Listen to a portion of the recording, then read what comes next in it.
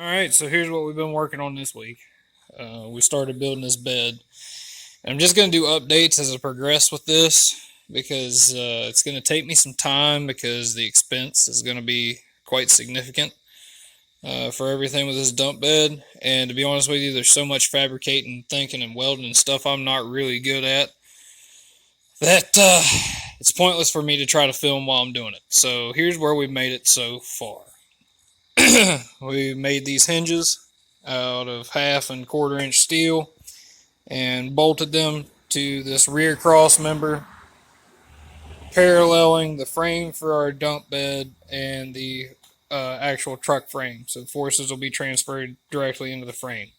Now, I understand that's kind of a weak design, but think about it this way: it's a 3/4 ton truck, gasoline powered with an automatic. At most, and the way I'm going to end up having to do the hydraulic cylinders on this, at most, going to put a ton in it, probably, if that. So got these hinges built. Did that a couple months ago. Got them on there. Next, what I acquired this week, I went down and bought, and steel prices are kind of ridiculous. This is one full joint of 2-inch by 3-inch by 1/8 inch square tubing, and drilled them and put a bushing in there for the pin to ride on. I'll show you a picture of that now.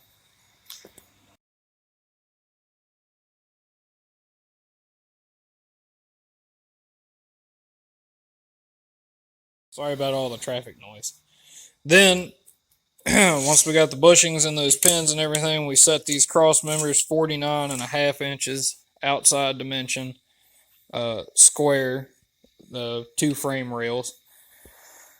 And what that comes down to is that exactly matches the outside of the J20's frame, and ran them up there. Then we have one bed cross member, which is going to be the base to our bed floor, mounted up there, and they are 78 inches wide, and that is where I made a mistake. It's the first mistake with this whole thing, but we're just going to live with it. So,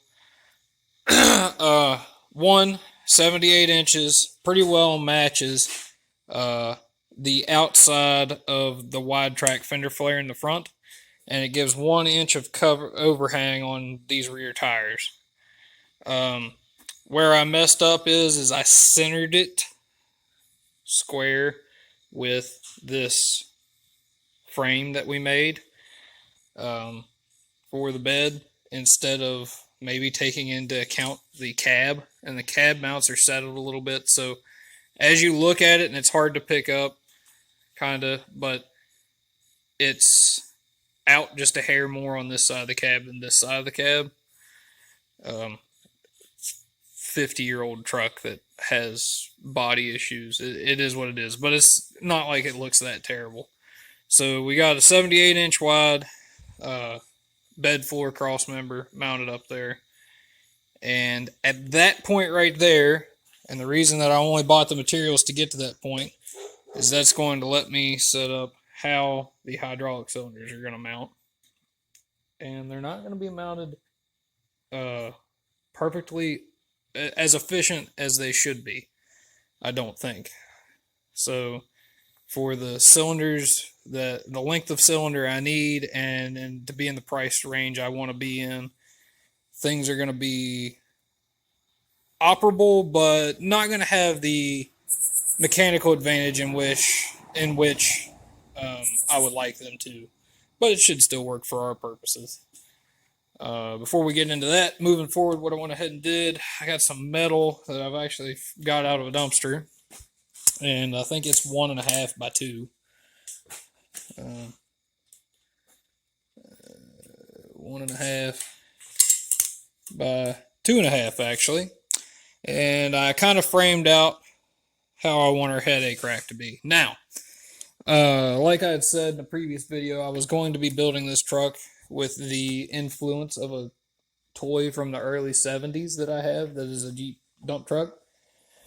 I'm still going to paint it to match. However, though, I changed my dump bed design due to cost of materials. Even though the pandemic's over, uh, there's still a lot of supply chain issues and issues that we have going on globally currently, which we're not going to get into.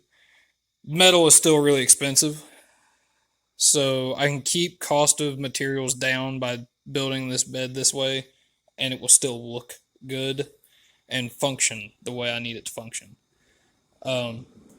So I decided to come up 14 inches, which gets you essentially even with the body line there below the window molding. And then we came in at an angle, contouring to protect the cab on both sides. And then run a crossbar at the top. For a cab protector, this is what we come up with. It's 20 inches long over top of the cab and 49.5 inches wide. Should protect the cab fairly decently and will also make a good place to mount a spare tire. The headache rack is welded together. Excuse my crappy welds. But I still need to put some braces in for supporting of sheet metal in the bottom of that cab cover. And obviously we'll have to get some expanded metal here for the upper section of the headache rack itself. And it'll have a piece of 14 gauge run 14 inches from the floor up that's metal, which is the same way we're going to do the bed sides. When we add our next cross member in 24 inches back, we are going to run a brace from the top of that 14-inch leg all the way back to that next 78-inch wide cross member to give that a little support, because we do have a little bit of back and forth play in that currently, and need to give it some strength. But for framing in and the material I had, it's framed in, roughed in. Now it's just the finished work on that. So our next steps from here is going to be some hydraulic rams, and I'm going to try to do it affordably as I can. I found a place online that has 24-inch rams. The collapsed length is 42 inches. Maximum length is just under 67. Essentially, we're going to cut the factory bed mount off right there. We're going to put in a 1/4-inch cross member across the top of the frame right in there and have tabs for mounting the hydraulic cylinder. It's going to run up to about just above where this frame cross member for the truck is, and I'm hoping we can leave that in place. If we have to cut it out and slide it back and re-weld it in, we'll do that, but I hope we won't have to. But we're going to come up here 42 inches to another 2x2 by 1/4-inch cross member in our actual bed frame. And that's where we're going to have one hydraulic cylinder on that side and one hydraulic cylinder on this side. Now, the way Jeep's frame is built and the way Jeep's drive line is, you can't really get a good lift angle for the hydraulic cylinders. And I really don't want to pay for a scissor, and I don't want to try to build a scissor. So what I'm hoping for is by the time it's all said and done, we'll have enough mechanical force to lift a ton and a half. And that's all you're going to be able to carry on this light duty of a truck anyway. And that's really all the size dump truck I need for the projects that I do. I do have a dump trailer to move heavier loads if I need to. Building this out of convenience, plus it's cool. Who doesn't like Jeep trucks and wouldn't want one of any variety? So, and how many J20s do you see with dump beds on them, especially some home built dump bed that hopefully will turn out looking okay? So we've pretty much made it as far as we're going to make it before I have to order the cylinders and get some more metal, which will take a few weeks. And so this is kind of just an update of where I am currently. I need to add in, I have some supports for that frame to land on right here on that factory body mount. I'm going to make some more right there, and I think I'm going to put one right in here on each side also. So I'll probably do that tomorrow, and then probably pull out the CJ5 and stick this truck in that corner for a while. So until I get some more materials in to continue on with this bed. So thank y'all for watching. It's just kind of an update and what we're doing with it.